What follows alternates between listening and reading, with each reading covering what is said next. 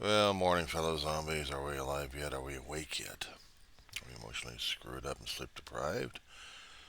Or in the reverse order of that one?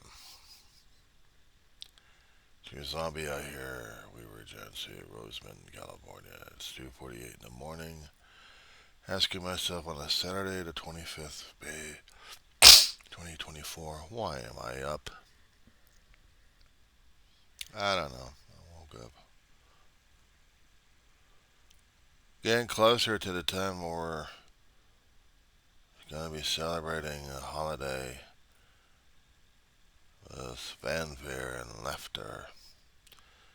A lot of people are going to be out this weekend putting flags on graves, maybe giving a silent prayer to a lot of them.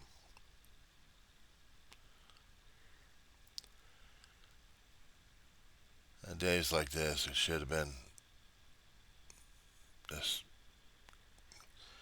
given its solemn due, its solemn duty of remembering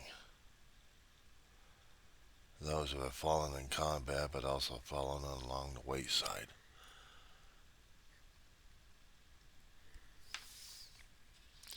I've come across a lot of articles or commercials talking about how many veterans have fallen along the wayside because of suicide. And we like mentioning the S word, because it is that powerful of a word.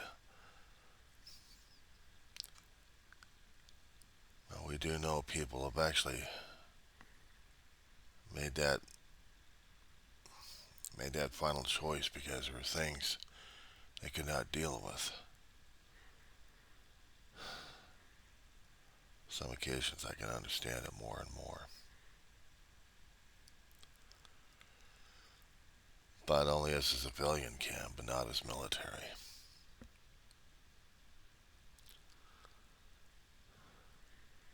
And it kind of depresses me when I think about that, because I understand the feelings.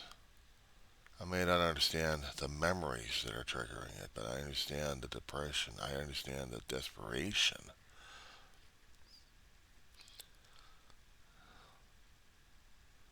And somewhat of the mental games that go on inside. But as I said before, the cause of it, it's hard as hell to talk about.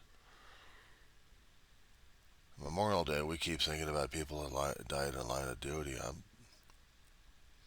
Not much has been thought about for those who've died because they couldn't take the duty one way or another. There was something that put them on this final pathway. And sometimes they don't get the recognition needed. I know a long time ago that suicide would not gain status of being dying as a hero. Some people consider suicide as a coward's way. I'm not going to justify them. I know that when there's a limitation in a human soul and spirit, that once it's reached that point, there doesn't seem to be any other way to going back. It's by reassurances from the outside. It's the inside that's broken into pieces, and the only way it wants to have peace in itself is to be released. And it's hard as hell to deal with it, even as civilians, because the civilians were dealing with it. We're asking ourselves, the survivors, the ones who remember, the one who went on that pathway, why did they do it? And we keep asking why? What do they actually understand why, or do they not actually see the signs?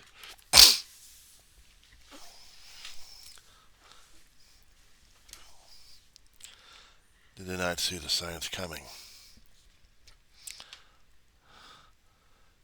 Nobody does until it's the last second. Then they remember. Hardest thing to talk about on Memorial Day.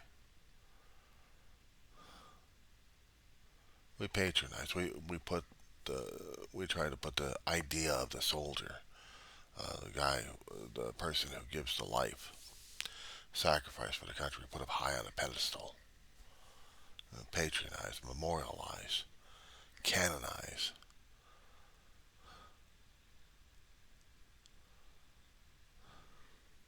I didn't ask for it.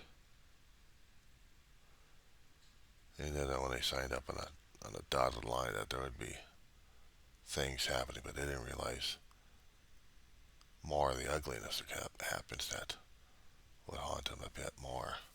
Actions, sacrifices, memories, even adjustments. That makes it harder and harder to come back to a former life or former reality. I don't know the mindset of a soldier. I've never been one. I understand the mindset of a guy going through those waves. I understand that. Even as a civilian, it's hard as hell for a guy to go to navigate those emotions. It's hard as hell to talk to people about it because it's deep, personal, and how do you equate that to a person who probably hasn't gone through it? The stigma. How many times have I heard about the stigma and people talking about it? That they try to make light of the thing? We've seen it on shows, we've seen it on ourselves personally. Heard it from other people. And we scratch our heads, how come they don't understand us? What did we do to be that incommunicative to them? I mean, don't they understand we're going through this mess? Don't they care? We could try throwing up all the signs we want. And the ultimate sign is when the action's already done and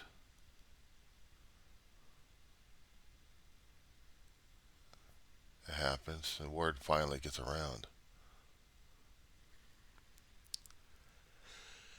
How do you deal with that? The afterlife is one thing. But as mere mortals here, we now have to carry on with it. Do we care enough about it, or are they going to stick in our heads? Did we wish that we could have done more, or are we just like, meh, who cares?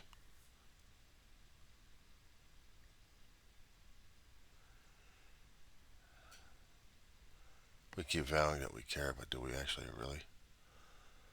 If they had made that much of an impact in your life, it's not going to be. It's not going to be much. It's not going to be mattering much.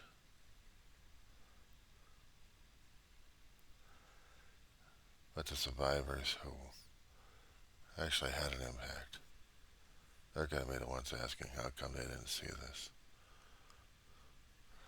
I run into that I run into it from time to time in the postings out there. Why didn't we see this? Why didn't I do something about it? Why didn't I care?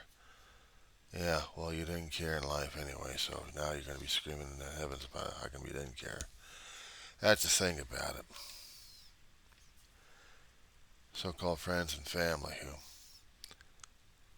who, now they hear about it and then they're wondering how come they didn't do anything about it. Well, they saw the signs, are oblivious to it.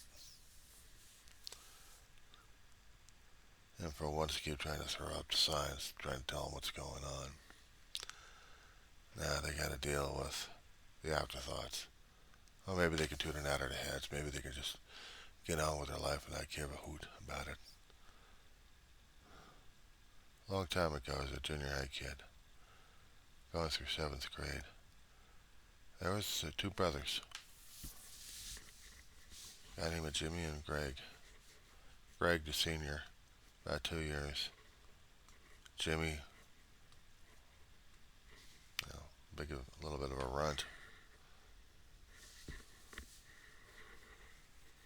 His older brother would pick on him constantly when I was in 7th grade. Did he love his brother, or did he enjoy humiliating his younger brother? And his younger brother was always down all the time. But when it was with me and another guy I called Too Tall Jim,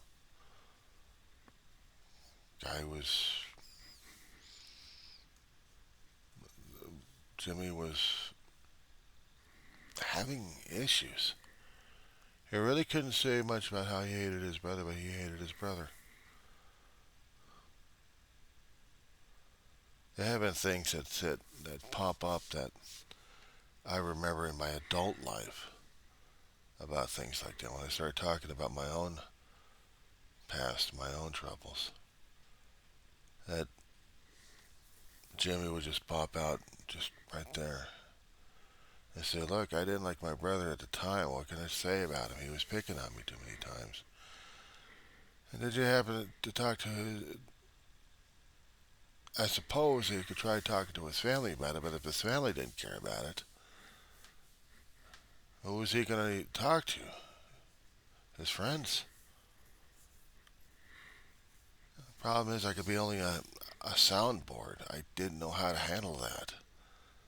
And the problem is I didn't even know how to address it to my mother about that one.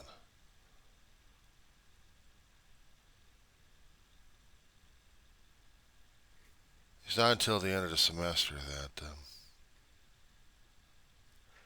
they made an announcement over the airs.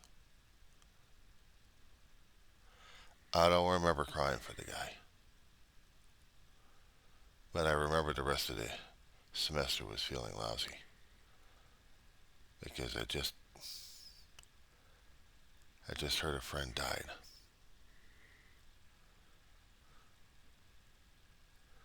Saw the signs. I didn't equate it. I didn't know how to equate it. But we didn't have grief counselors out there either.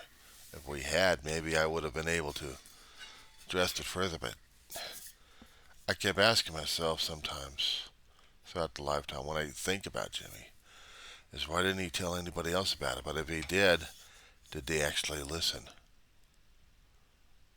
Did they actually pay attention to his sorrows and his problems at home? And would they have done something about it?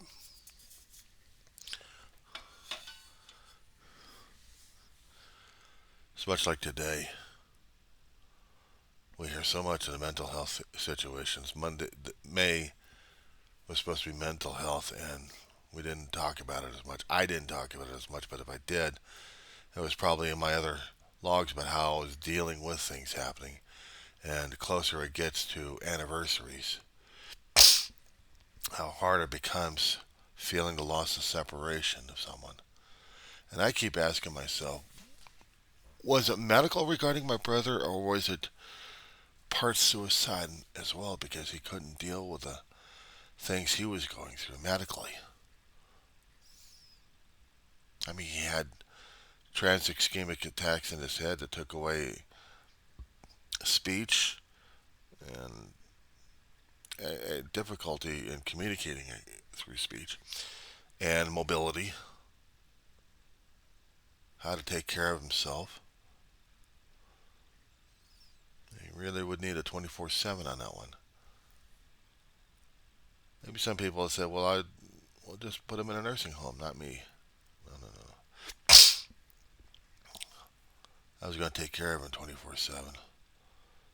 Even when he was mobile and communicative, I was taking care of him 24/7. But after the attacks had been taking things away from him, I did all I could. But I'm thinking that maybe my brother wasn't, for whatever reasons, I can imagine he wasn't going to allow me to take care of him. It was shame, humiliation, and dignity, but I was trying to preserve everything of them like that. And I don't know if he died with dignity or not. I hope so. But all I know is he died in front of me. Or dying in front of me. And the next thing I know, in an emergency room, I'm seeing a corpse. I'll scream at a corpse. Wake up. How does one feel when one has already gone through that? A loved one sees. If we're talking about civilian or military, it doesn't matter. You're still a human being seeing another human being who did that choice. Was it by choice or was it by design? I don't know. But on Memorial Day weekend, it's not the ones I think about dying in combat, and we have to remember all the time. It's the ones that died after combat, that they were slowly dying from combat or whatever they were going through until they had to complete that final stage, that final step, the final pathway. Dare I mention the word? I tried to find an easier, softer euphemism. This is just saying it bluntly.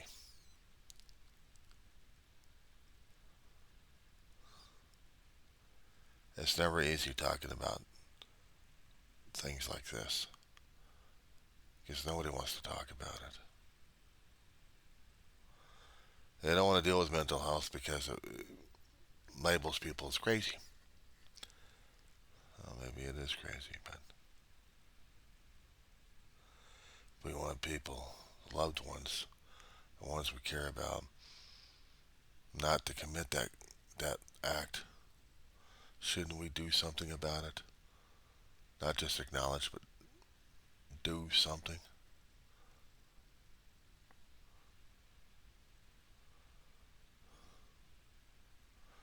I've seen too many flags at cemeteries grow larger and larger.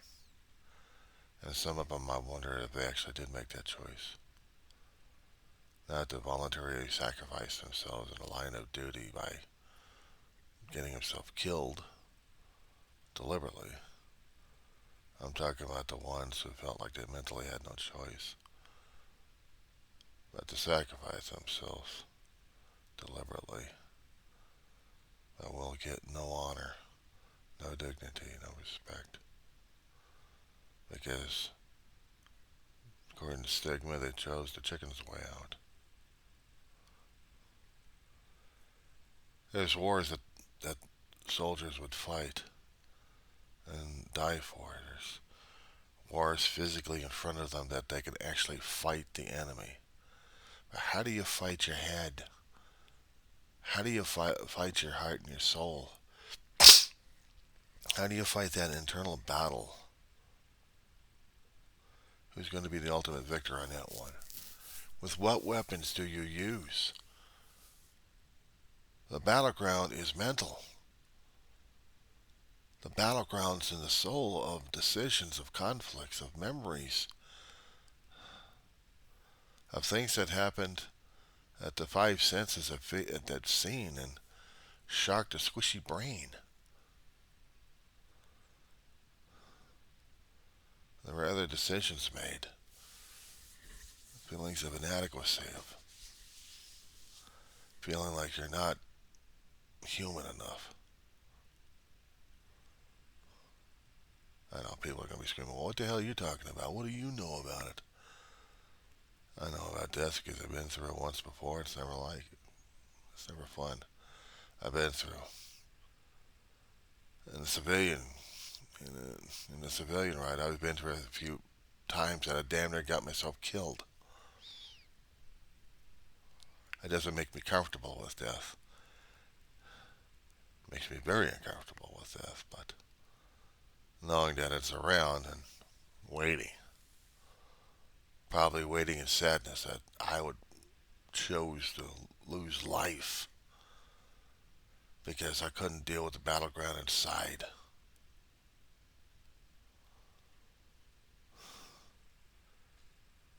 See, in one little aspect, just one tiny aspect, I can try relating to the soldier of what battle is like. I don't know what they physically have gone through. I know the battle I physically have gone through. And I understand that even losing people that I had no control of losing them, when they're gone, it hurts like hell, and it puts me more into that battle zone where I'm fighting for life, for sanity, struggling on a constant basis, despite the fact I would throw out the signs, as my friend Jimmy had. Jimmy tried to tell me. I didn't know how to respond or listen to it. There was nothing I could have done. I mean, I should have done something had I known, but I had known. Well, what could I have done? I contradict myself continuously on that one. What could I have done? I should have talked to somebody about it. Yeah, but I didn't have the context or perspective to do so. I didn't see and hear and understand what was going on until it was too late. Could I have made a difference in that person's life? Should I have? The answer is yeah. I look at it from hindsight and blame myself for the damn shit. I can make up all the excuses for it, but it still doesn't help. He's been dead all these decades. And I don't know if his older brother had ever forgiven himself on that one.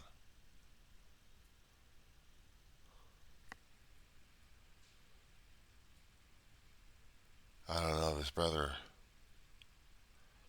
would forgive himself on it.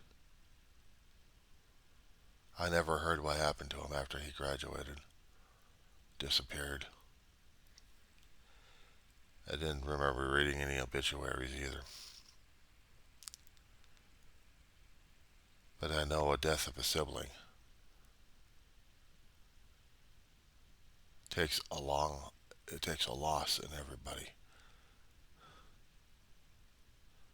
A death of a sibling, a death of a brother, a sister. It still takes, and it still gives that heartache. It doesn't matter how they died. If they made the choice, they made the choice. They made the pleas for help and wasn't responded to. It doesn't matter if they wore the country's armband or not. They were still in that war zone. They were still there. And we didn't pay attention to it till it was too late. We can be blustery. We can fill ourselves with hot air and stuff. But when it comes down for the loss, when it comes down for feeling that loss, I don't know what we can or can't do because that pain will never go away. Pop up every so often to remind us how precious life is. I know we fight for ideas and ideologies, idealisms. We fight for catchphrases. But will we fight to keep the ones we care about alive? Acknowledge what the hell they're going through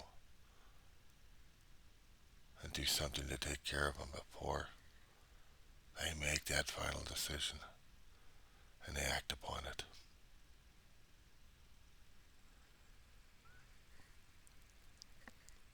I don't know if I'm that grateful for my brother's life, and I'm not grateful for the decision he's made. Maybe this was one war that he couldn't do. Doctor said it'd be a long time, but he could recover. He gave me some kind of forlorn hope. But my brother, I don't think he was going to be willing enough to do it. And maybe in a way he was too damn tired. And he just wanted to go home with his family. Be with Ma. My mother,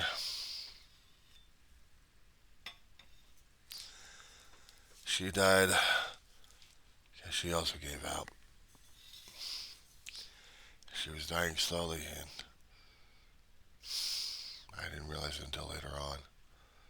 All the signs that she'd given me and David, what she was willing to go through. See, on a Memorial weekend, this is the weekend I am forced to dealing with my family's loss. And the hardest part is to move on. People can do the barbecues. They can laugh and run around. July 4th is just around the corner in about a month and a half or so. But the one thing that they can't avoid is dealing with loss. And how they're supposed to remember that.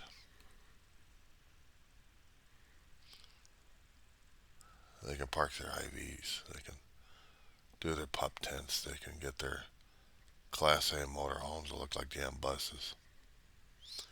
Parking areas and try to celebrate maybe a vacation time away from school. Those have already graduated from college. They're going to be looking out for their next challenge.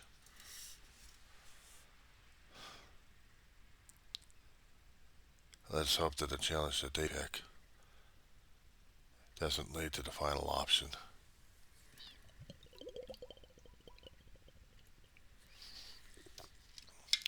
Let's hope that they can remember that life is worth living. Despite the fact they've got pain that they can't get rid of. I know that feeling more and more. The older it gets, away from losing my brother.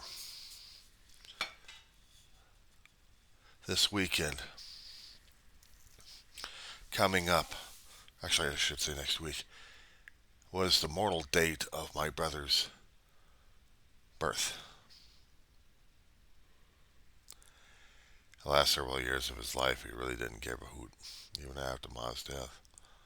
You know, I'd see the acknowledgement says, don't say it, John. Don't say it. Okay, fine. Sometimes I would just needle him a little bit. He'd give me a sour look. I said, well, I had to say it. That was it. And after that, just get on with life. My brother, he'd get on with life. And he was trying to deal with it. A lot of challenges. And sometimes he felt like it was getting too hard for him to deal with. Maybe in a way he was also afraid that I was going to be dealing with him as soon as he was gone. I don't know what was going on through his head. He never communicated. After the strokes, it was impossible to understand it. Except maybe he didn't like what was going on, and I don't blame him anyway. But this is one soldier that I do value more and more. And it still hurts like hell every single time I talk about him. Because he's that important to me. And I valued him when he was alive, and I valued him more so after when he's passed away, and I should have valued him more and more in life than in death.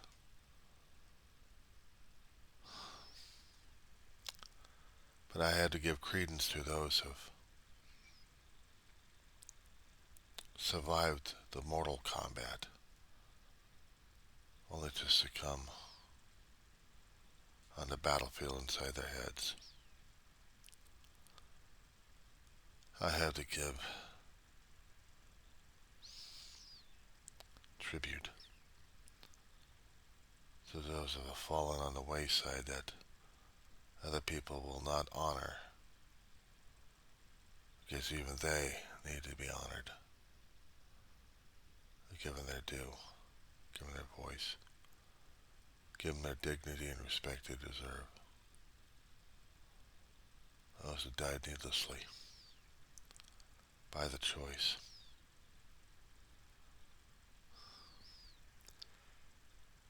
The funny thing is, a long time ago I wouldn't have thought about this,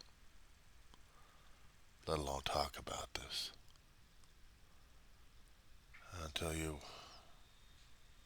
are facing the icy grip of death, the dental passing one way or another that you just fail to recognize until later on. When you hear and feel it, maybe you understand how other people have felt. Those who are going through their own war inside their heads, and those who are on the sidelines watching it and not sure what to do or say.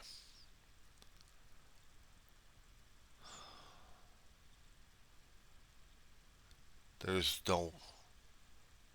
no main option, there is no main treatment, except they have to be understood that they are going through something here, that they do have support on the outside, that they are acknowledged and loved, and that maybe, hopefully, that battle will not be lost, and that person will be able to deal with another day of life. So we are is granted for one more day. If they are to be entitled on that day to live it out, then let's encourage that. For the ones who have served and those who are on the sidelines going through it as well.